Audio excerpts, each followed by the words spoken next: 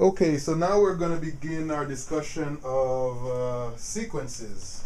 And what I'm going to do first is I'm going to go ahead and give you some of the definitions and notation for sequences. So the first thing I want to define, this is a definition, is a sequence. A sequence is a function whose domain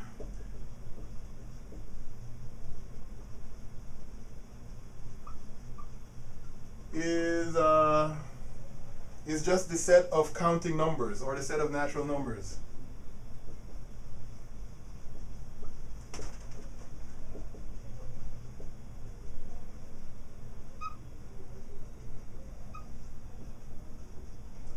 Alright, so that means that any function is considered a sequence when you restrict the domain of the function to just a set of natural numbers.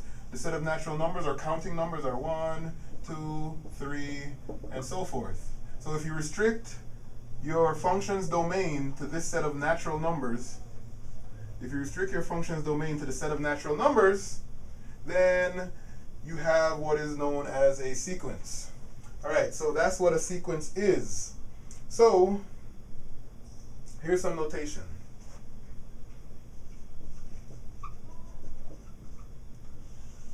Alright, so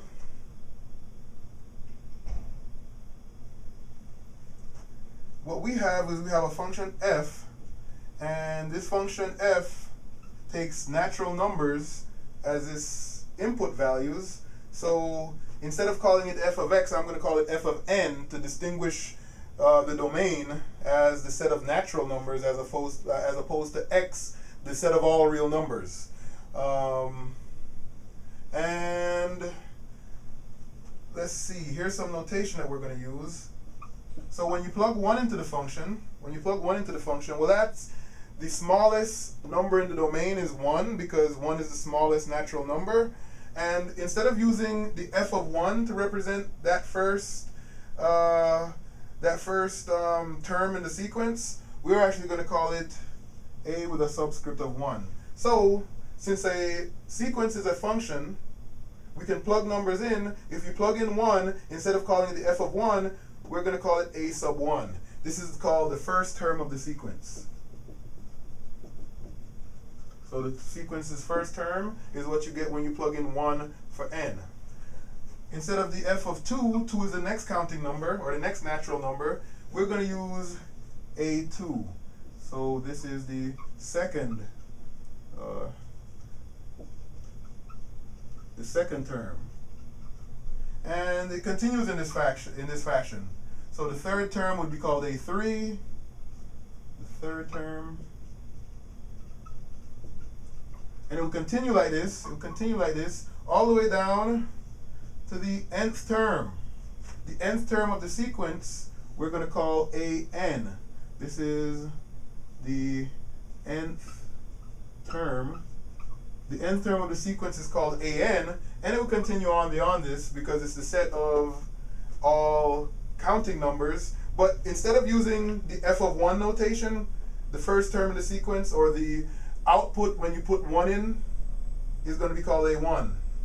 The output that you get when you plug in 2 in, so if 2 is the independent variable, a2 is the dependent variable of the function. So you're plugging in 2 for the independent variable, a2 is the second term of the sequence. You plug in 3, you get the third term of the sequence. You plug in n, you get the nth term of the sequence. Alright? So the range of the sequence, or the range of a sequence looks like this. Let's see, where's...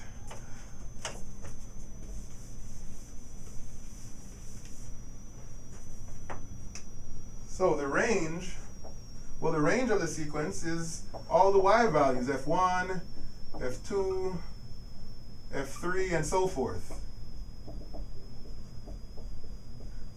That is the range of the sequence. But that's equal to, by what I've just said, here's the first term, a1, that's the same as f of 1. The second term is a2, that's the f of 2. Third term is a3, that's the f of 3, all the way up to an, and it continues on. So this is the range, it's a set. The range is a set. That's why we have the curly braces to show that it's a set. The range of the sequence is what we really call the sequence, because we already know the domain is a set of real numbers, or the set of counting numbers. We already know that the domain is a set of natural numbers or counting numbers, so we don't have to mention the domain really. All we really have to worry about is the range, so this is what we really are calling the sequence. The range of the function is the sequence, and we just use this notation. To show that it's a set, we use a set curly braces, and we just put the nth term on the inside. So this is the function form of it, written in the function notation. This is written in the notation for sequence. This is the first term of the sequence, second term of the sequence, third term of the sequence, but it's the same as f1, f2, and f of 3. And to conglomerate all of this, this is the shorthand notation. This is just the set of nth terms. So a1, a2, a3, a4, all the way up would be included in this notation. So when you see this notation, you're talking about the entire sequence, which is just the range of values from a function. The range of a function. So that is what we're going to be looking at as far as notation is concerned. So when you see this, this is the sequence. If you just see the an without the braces around it, that's the nth term of the sequence, a particular term, but this represents the entire sequence.